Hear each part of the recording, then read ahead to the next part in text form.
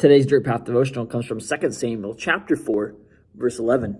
And it says, "How much more should I reward evil men who have killed an innocent man in his own house and on his own bed?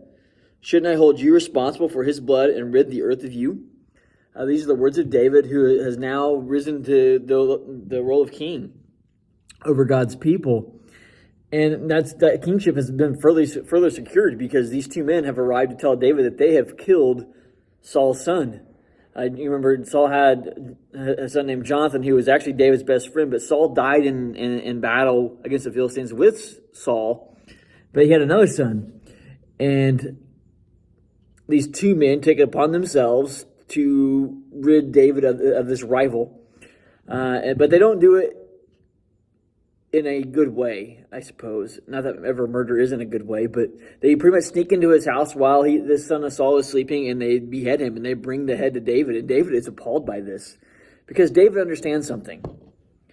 No kingdom that is built on violence is going to survive, because all it's going to do is create more violence down the road. It's going to become a vicious cycle that is never ending.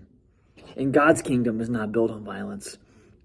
That's something for you and I to take away as we are trying to establish influence, as we're trying to build influence for the kingdom of God. We have to remind ourselves that God's kingdom can't be built through violence. It's going to be built God's way. It's going to be built by loving God and loving others. And that's the only way we can go about it.